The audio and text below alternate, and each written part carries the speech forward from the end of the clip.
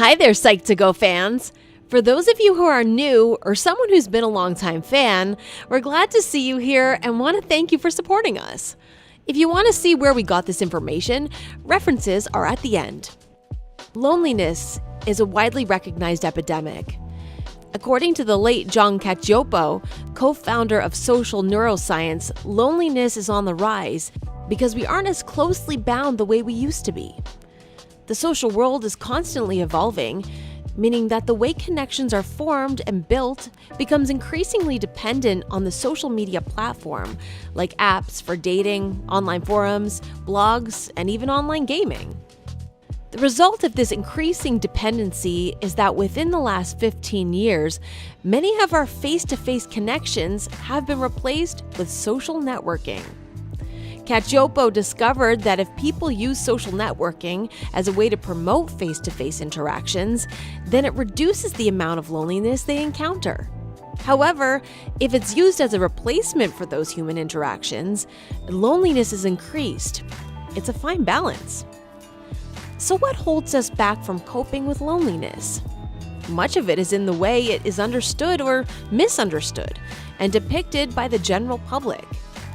Psych2Go's mission is to help further accurate understanding of psychological issues, and with that, reduce any stigmas. Without further ado, let's look at 7 common misconceptions about loneliness. Misconception 1. The more friends you have, the merrier. Not necessarily. There's no research so far revealing an equation of having X amount of friends that will stave off loneliness. If it were that easy, we'd all be cured of it in no time. Loneliness is far more complicated to be handled by a simple equation. Cacioppo states that how you perceive the size of your circle of friends matters most. Loneliness is subjective. It means something different to everyone. The ideal social life for each person depends on many factors. Factors such as level of extroversion, family size, social media influences, and your own self-acceptance all contribute to that perception. Misconception 2. Introverts are generally lonelier than extroverts. Introverts often have a greater need to recharge due to their biological makeup, while extroverts prefer to meet new faces daily. Introverts may be content with meaningful interactions with 1 or 2 close loved ones, without further need for newness. Introverts may seem lonelier due to their smaller social circle compared to extroverts. But extroverts may be at a higher risk of experiencing loneliness when they don't receive the stimulation they seek in social settings.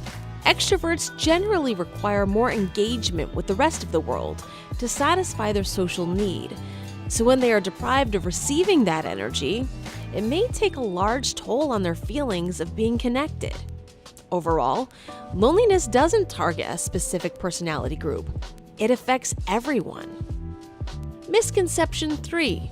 There is nothing good about loneliness. It's all about moderation. Loneliness experienced frequently and intensely can put your health at risk. However, loneliness in general is commonly experienced by all of us at some point in our lives. Similar to our stress system, which has a survival purpose to warn us of potential danger, loneliness acts as a reminder to connect with others. Being lonely may not feel all that great, but it would be scarier to not be able to feel anything at all. Misconception 4. Married couples don't experience loneliness. The popular assumption is that married equals the end of loneliness. However, a high conflict marriage with lack of resolution can actually contribute to loneliness. In fact, along with the rising divorce rates, research also shows that roughly 1/3 of married couples report feeling lonely. This goes to show that putting a ring on it doesn't guarantee safety from feeling emotionally disconnected. Being in the wrong relationship could make you feel lonelier than being single. Misconception 5. Loneliness is caused by poor social skills. The common misconception, as per Cacioppo, and also resulting from many coming-of-age Hollywood movies, is that if you train someone who's socially awkward to act like the popular kid, their loneliness will be reduced or even disappear. The truth is, those with adequate social skills still experience loneliness. In coping effectively with loneliness, it's important to retrain the way we view people. It also requires understanding what loneliness is and learning to correct our behaviors that encourage or enable it. Misconception 6. Loneliness leads to death. This is a case of mistaking causation versus correlation. Loneliness is not a direct cause of death. However, it is linked to various factors that increase the risk of early mortality. For example, loneliness can increase cortisol levels, which raises stress, which in turn can cascade into numerous mental and health issues. But the other way around is also possible. People could become lonely and isolated because they already have poor health, which stops them from socializing.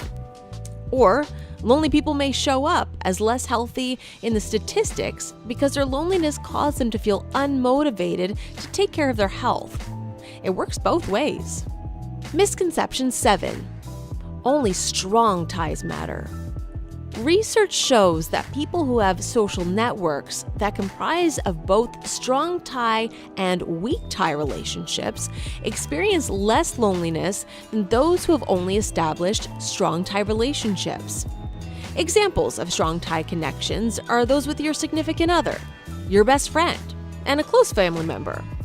Weak tie connections, on the other hand, consist of people like the neighbor you wave hello to and the barista who makes your coffee every day.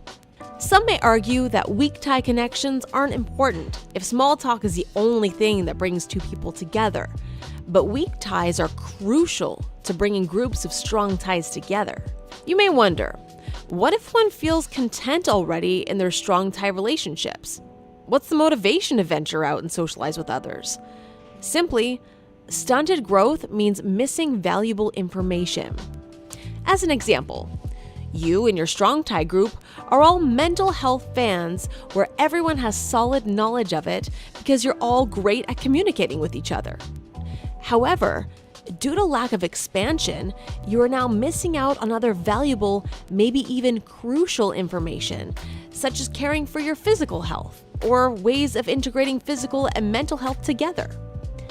Those weak ties may serve to bridge that knowledge gap and broaden your perspective with opportunities to explore new information, resulting in a well-rounded, healthier you. Join the movement, end the stigma, and start raising awareness about what loneliness truly is. How has loneliness affected your life? Psych2Go would love to hear your thoughts. Be sure to leave a comment down below. If you enjoyed this video, you may also like the video 7 Signs You May Be Lonely from Psych2Go. Like, subscribe, and share this with anyone you think may benefit. Thanks for watching. Until next time.